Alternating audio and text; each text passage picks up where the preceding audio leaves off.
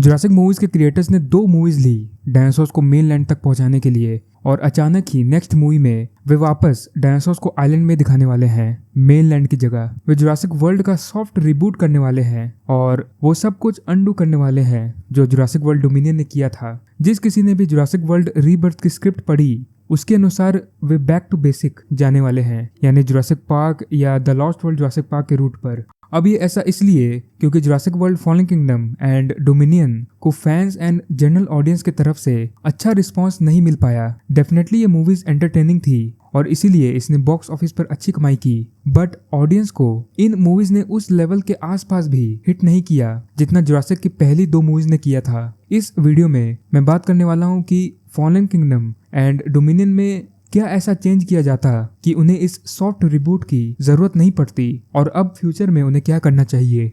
ये गड़बड़ी fallen kingdom से शुरू हुई थी। इस मूवी में 2 चीजों को यदि हटा दिया जाए तो काफी अच्छा इम्पैक्ट पड़ता इस मूवी और फ्यूचर मूवी पर। वे 2 चीजें हैं, Indoraptor and human cloning. Jurassic World Fallen Kingdom का most of the second half Indoraptor पर ही फोकस रहता है और जिस वजह से फर्स्ट हाफ में जहां वे न्यूब्लर में रहते हैं उसे छोटा करना पड़ता है, जिससे वे सीन्स काफी रश्ड लगते हैं। एक के बाद एक चीजें बस होती चली जा रही थी और सब कुछ खिचड़ी बन गया था। यदि इंडोरैप्टर नहीं होता तो वे आइलैंड पर ज्यादा समय बिता पाते और हर सीन अच्छे से होता बिना किसी खिचड़ी के। पूरी मूवी का 80% हिस्सा आइलैंड में होता और बाकी 20% लॉकवुड मैंशन में। डायनासोर्स का auction scene as it is रहता। वे बता सकते थे कि वे इंडोरैप्टर बनाने वाले हैं ब्लू के डीएनए से ताकि वो ह्यूमन कमांड मान सके, पर ब्लू के अंदर रेक्सी का डीएनए होने की वजह से वो प्योर नहीं रहा, जिससे उनका प्लान खराब हो जाता। एंड इवेंचुअली जैसे मूवी में दिखाया गया था वैसे ही इंडोमिनस का डीएनए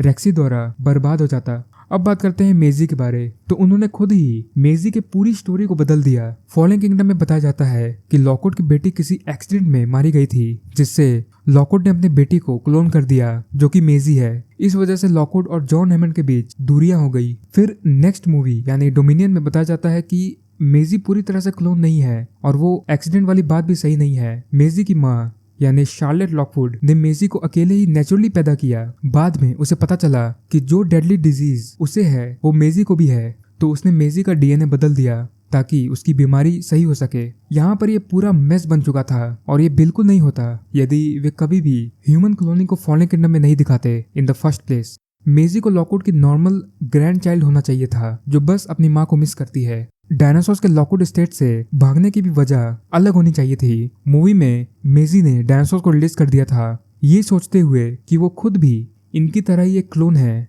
और इसलिए यदि उसे जीने का हक है तो इन्हें भी होना चाहिए। इस सीन को भी फैंस के द्वारा काफी क्रिटिसाइज किया गया था। एंड अगेन यदि ह्यूमन क्लोनिंग इस मूवी में होता ही नहीं तो ये सीन भी नहीं होता। जुरासिक वर्ल्ड डोमिनियन की स्टोरी फॉलन किंगडम के 4 साल बाद होती है जब ह्यूमंस लगभग डायनासोर्स के साथ रहना अडेप्ट कर चुके हैं। उन्हें डोमिनियन की स्टोरी बिल्कुल फॉलन किंगडम के बाद शुरू करनी चाहिए थी और डायनासोर्स एंड ह्यूमंस के इनिशियल इंटरेक्शन को दिखाना चाहिए था, बिल्कुल battle eight big rock short film की तरह। पूरी मूवी में कैरेक्टर्स ये फिगर आउट करने की कोशिश करते कि डायनासोर्स के साथ को एग्जिस्ट कैसे किया जा सकता है। डेफिनेटली लोकस्ट वाला प्लॉट इस मूवी में होना ही नहीं चाहिए था एंड इनफैक्ट बायोसिन को भी इस मूवी में नहीं आना चाहिए था। डोमिनियन के बिल्कुल एंड में वे लुइस डॉटसन एंड बायोसिन को इंट्रोड्यूस कराते ये दिखाने के लिए कि अब गवर्नमेंट वाइल्ड डायनासोर्स को बायोसिन की फैसिलिटीज में रखने वाले हैं। इससे वे बायोसिन को फ्यूचर मूवीज के लिए सेट कर सकते थे।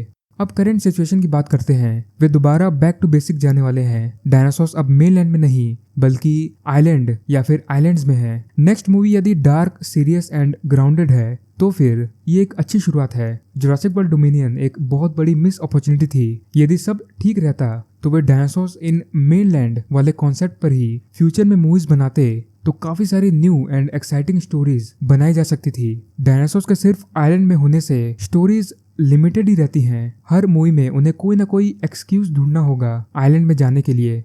मैं अभी भी प्रीक्वल्स के फेवर में हूँ। प्रीक्वल मूवीज या लाइव एक्शन सीरीज आनी चाहिए क्योंकि जुरासिक की कई स्टोरीज अभी भी अनटोल्ड है। जुरासिक पार्क का क्रिएशन, अमालगमेशन टेस्टिंग जो 1997 के बाद इसला सोर्ना में हुआ था, 2001 के बाद जुरासिक वर्ल्ड का क्रिएशन कि इस दौरान कौन कौन से इंसिडेंट्स हुए and many more. Well in fact Isla Sorna पर ही कई प्रीक्वल्स बनाए जा सकते हैं क्योंकि उन्होंने इस आइलैंड को 2 डेकेड से छुआ तक नहीं है। तो ये थे मेरे ओपिनियंस कि किस तरह जुरासिक वर्ल्ड के सीक्वल्स को ठीक किया जा सकता था और फ्यूचर में क्या होना चाहिए। मैं आप सबके ओपिनियंस जानना चाहूंगा इस टॉपिक पर। तो बस आज के लिए इतना ही, मिलता हूँ अगले नए वीडियो के साथ।